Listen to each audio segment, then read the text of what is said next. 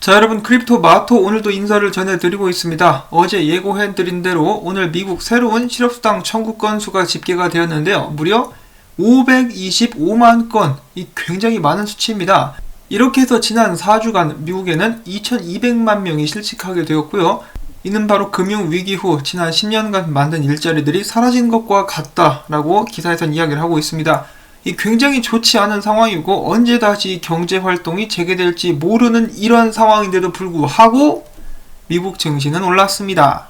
자, 여러분, 저는 더 이상 뭐가 현실이고 뭐가 가짜인지 모르겠습니다. 너무너무 헷갈리고 이렇게 상황이 안 좋은데도 증시를 꾸역꾸역 올리고 있는 이놈들, 정말 속셈이 뭔지 모르겠네요. 자, 아무튼 증시와 함께 요즘에 같이 다니고 있는 비트코인, 오늘도 나란히 손잡고 올라가고 있는 모습 보여지고 있습니다. 다시 한번 7,000불대를 두드리고 있는데요.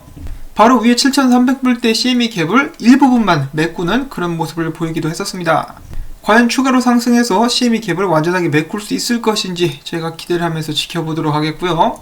그러면 또 바로 오늘 준비한 소식들로 넘어가 보도록 하겠습니다. 자, 첫 번째로는 중국 중앙은행에서 인민은행에서 발행하게 되는 디지털 화폐에 관련된 또 다른 업데이트인데요. 자, 이런 모습을 하고 있다라고 하죠. 그리고 지금 부분적으로 테스트가 이루어지고 있다라고 하는데 바로 공무원 급여로 첫 번째로 지급하게 될 것이다 라고 합니다. 이 테스트 지역은 동남부의 수저우시라고 하는데요. 더 나아가서 이 디지털 화폐 같은 경우는 이 알리페이, 중국에서 굉장히 대중적으로 사용되고 있는 결제 앱이죠. 이 알리페이도 나중에 이 디지털 화폐를 주고받는데 사용되게 될 수 있을 것이라는 추측도 나오고 있다라고 합니다. 자, 중국 같은 경우도 지금 알려진 실업자가 2억 명 정도 된다라고 제가 뉴스에서 본 것 같은데 과연 이 디지털 화폐가 중국 경기에 어떤 영향을 미치게 될지도 한번 지켜보도록 하겠습니다. 자, 한편 미국 의회에서는 이 전염병에 관련된 지원금 제공 과정 논의 중에 의원들이 다시 한번 디지털 달러 개념에 대해서 이야기를 하게 되었다고 하는데요.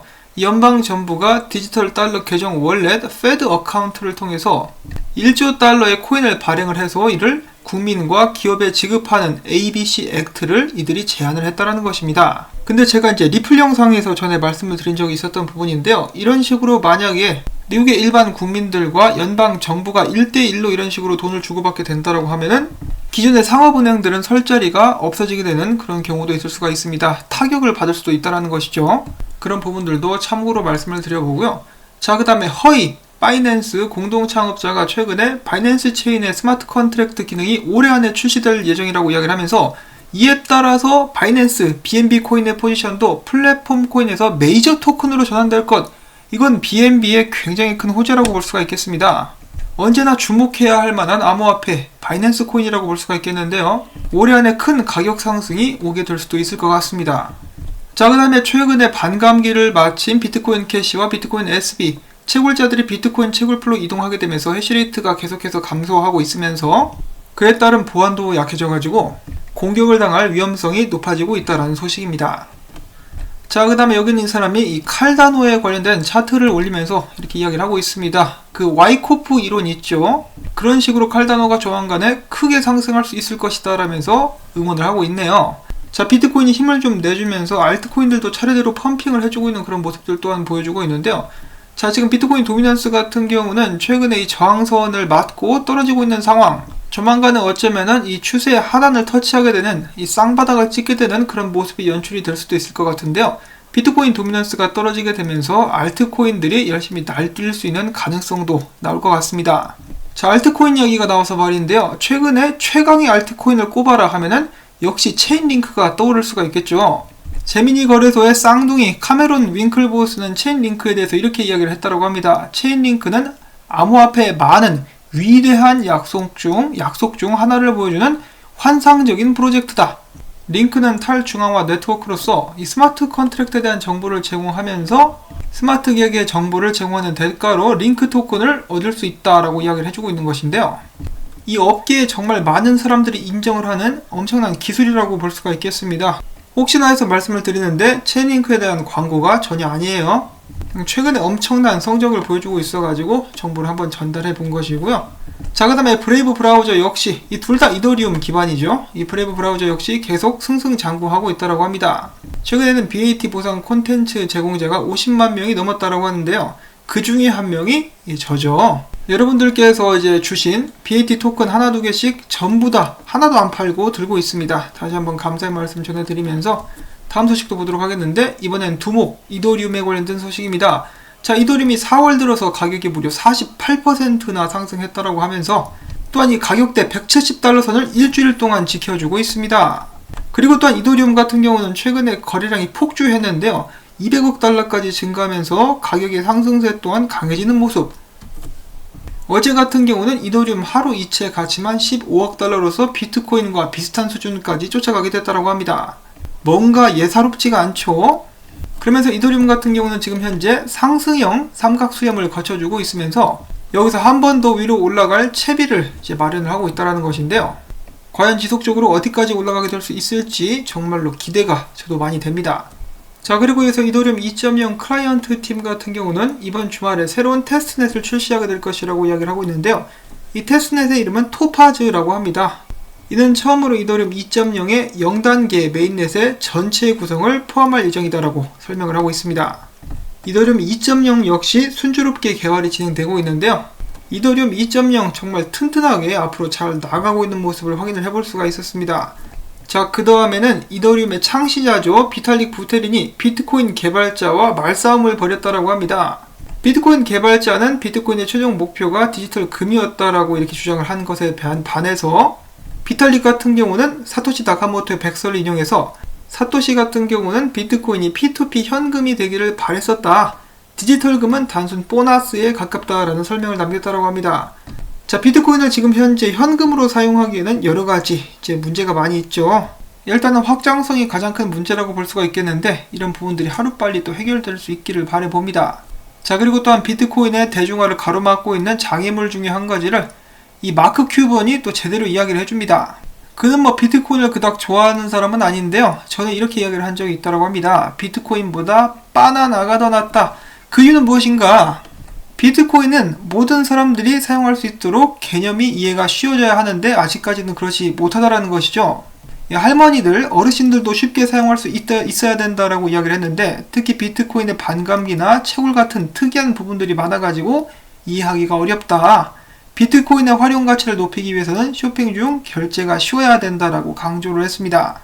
그는 이어서 전 세계적인 양적 완화 기조에서 비트코인이 유리해질 수는 있지만은 이것을 제외하고는 비트코인은 아무런 가치가 없다라고 덧붙였어요. 그렇지만 그 누구나 이제 쉽게 사용할 수 있어야 된다라는 점에서는 저도 동감을 합니다. 이 비트코인 같은 경우 뭐 지갑을 열어야 되고 뭐 주소를 보내야 되고, 심지어는 이 사이버 수단의 경찰들도 뭐가 뭔지 모른다 그러죠. 이제 비트코인에 대해서 공부를 해야 된다라는 점이 좀 어렵지만은 이런 부분들을 좀 단순화시키고 누구나 쉽게 사용할 수 있도록 만든다면은 충분히 저는 미래가 밝을 수 있다라고 생각을 하고 있습니다.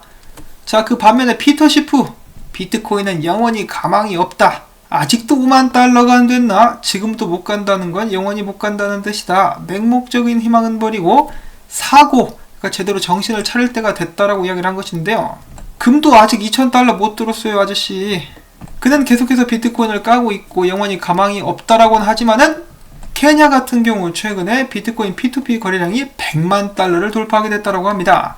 아프리카 같은 경우는 향후 몇 년 동안 암호화폐 거래라든지 디지털 자산에 대한 관심과 기대가 더욱더 높아지게 될 것이라고 미디어는 진단을 하고 있는데요.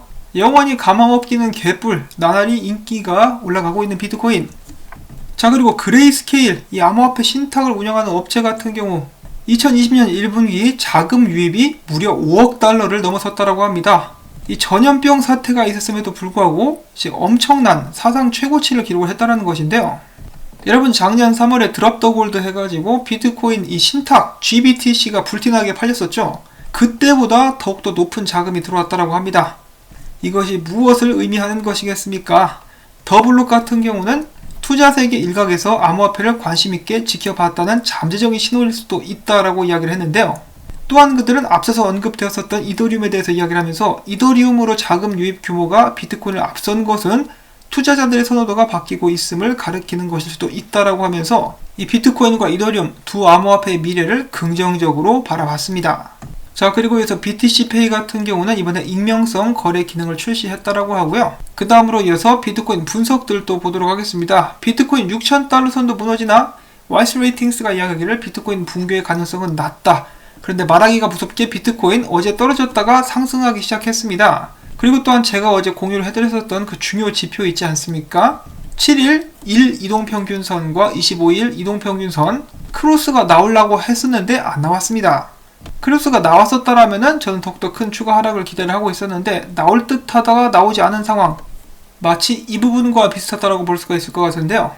크로스가 나올 뻔 했지만은 나오지 않고 쭉 올라가 버린 그런 모습이 연출이 된 적이 있었는데, 여기서 만약에 비트코인이 계속해서 올라가 줄 수 있다라면은 크로스가 나지 않고 오히려 가격 상승이 나올 수 있겠지만은, 만약에 힘을 못 쓴다 그러면은 결국에 이 아래로 떨어지면서 가격 하락이 아직도 나오게 될 수 있는 가능성도 있긴 한데요. 그와 동시에 지금 이 비트코인 같은 경우는 아직도 이 50일 이동평균선에 막혀있는 그런 상황입니다. 그 전부터 계속해서 비트코인의 앞길을 가로막았었던 50일 이동평균, 이번엔 뚫을 수 있을까요? 여기도 마찬가지입니다. 지금 상승형 쐐기가 보여지고 있는데 50일 이동평균에 막혀가지고 옴짝달싹 못하고 있는 비트코인. 그럼에도 불구하고 비트코인 1시간 봉을 보시면은 이 채널 위로 올라온 모습을 확인을 해보실 수가 있는데요. 비트코인이 이제 7,100불대까지 올라가 주면서 CME 갭의 일부분을 채울 수가 있었습니다. 일단 지금은 다시 한번 오르지는 못하고 있는 모습을 보여주고 있는데요. 비트코인이 다시 한번 7,000불대까지 떨어져가지고 지지를 확인하고 올라갈 수 있다면 기술적으로는 7,485불까지도 상승이 가능한 그런 상황이라고 하네요.